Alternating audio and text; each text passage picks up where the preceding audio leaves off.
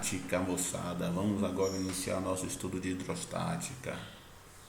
Hidro lembra água, estática lembra parado, mas não necessariamente vai ser só água, vai ser fluidos. Fluidos, estudo dos fluidos estáticos, né? Vamos lá, moçada. Hidrostática, eureka! Vamos lá, né? O que seria a grande diferença entre densidade de um corpo e massa específica desse corpo, né? Veja só, a densidade do corpo, vocês já viram em química algumas vezes, que densidade é igual a massa sobre volume. No Sistema Internacional de Unidades de Medidas, essa massa tem que ser dada em quilogramas e o volume tem que ser dado em metros cúbicos. A massa em quilogramas e o volume em metro cúbico. Isso não é SI, certo? Se a massa específica é massa sobre volume submerso. Cuidado, volume submerso. As unidades de medida são compatíveis. Massa no SI quilogramas e volume em metros cúbicos. A densidade vai ser quilograma por metro cúbico, a massa específica também quilograma por metro cúbico. Mas a ideia é a mesma, moçada. Atenção só no seguinte: é o volume submerso quando você estiver trabalhando com massa específica. Volume submerso.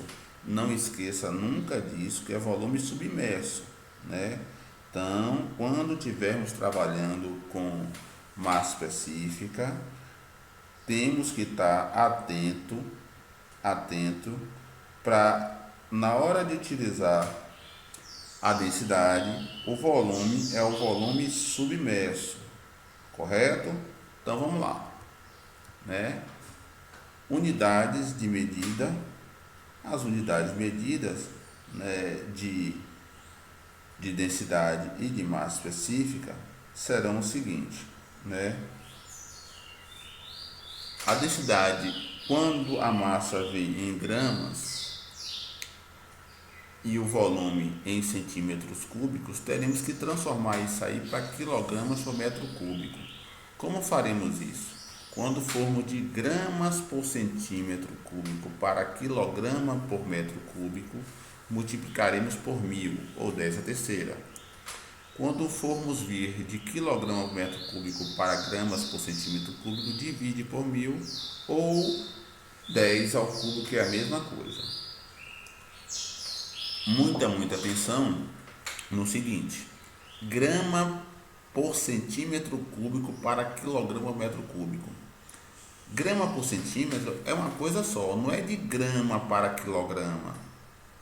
Porque se fosse de grama por só apenas para quilograma, a gente dividiria por 1000. Mas como é um todo, de grama para quilograma, iria multiplicar por 1000, e de centímetros cúbicos por metro cúbico, ia dividir por 1.000.000, ou seja, 10 a sexta.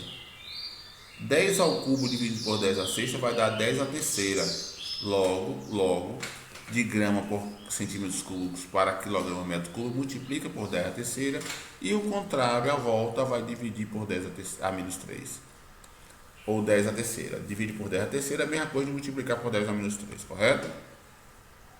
Um exemplinho, né, bem tranquilo para a gente, né?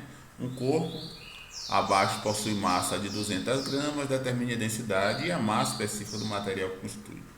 Veja só, o volume desse corpo aí, ele tem 40 centímetros cúbicos e o volume lá interno que está vazio é 100, né? Se a massa desse corpo é 200 gramas, 400 mais 100 vai dar 500. A gente dividiu isso aí, vai dar 4 gramas por centímetro cúbico. 4 gramas por centímetro cúbico. Se fosse para transformar para quilograma, seria 4 vezes 10 a terceira. 4 vezes 10 a terceira. A gente acharia 4 vezes 10 a terceira quilograma por metro cúbico. Isso a gente calculou a densidade.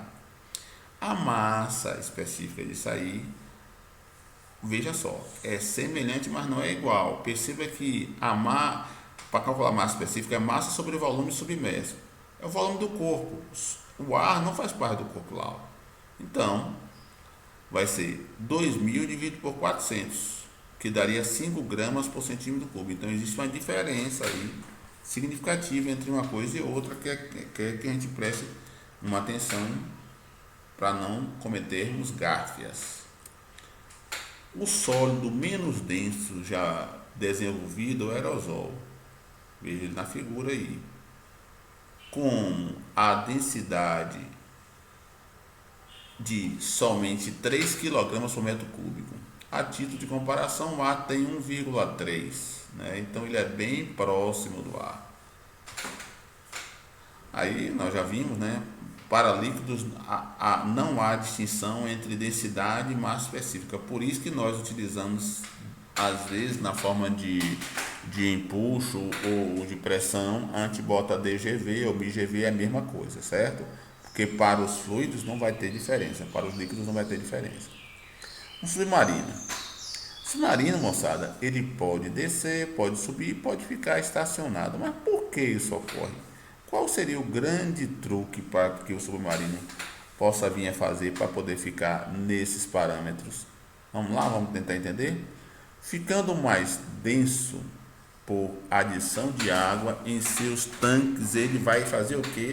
Desce. Se você acrescentar água, a água é mais densa do que o ar, ele vai descer. E para ele ficar menos denso, você tira a água desse compartimento. Você esvazia a água do compartimento. O submarino tem um compartimentozinho que você pode acrescentar ou tirar água. À medida que você acrescenta, ele vai descer. À medida que você tira, ele sobe. Se ficar no meio, você deixa no meio, ele estabelece, ele fica igual. Perfeito? Aí nós temos a densidade de algumas substâncias, da água, do gelo, do álcool, do ferro, do chumbo, do mercúrio. E tem os valores, respectivos valores dessas massas específicas, né? Em grama por centímetro por quilograma por centímetro cúbico. Perceba que só está aí multiplicando vezes 1000, certo? Multiplicando vezes 1000. Pressão. Pressão é igual a força sobre a área. Força sobre a área.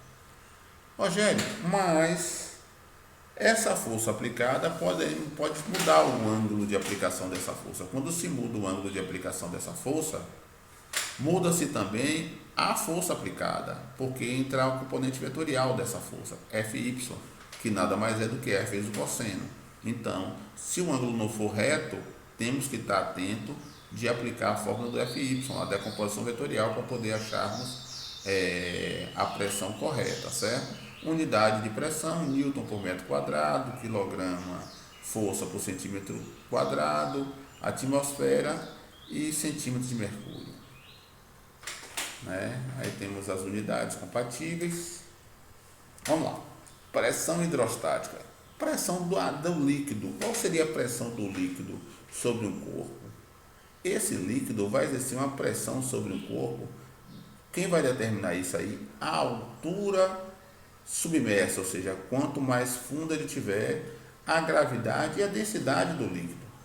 Porque líquidos mais densos vão ter pressões maiores.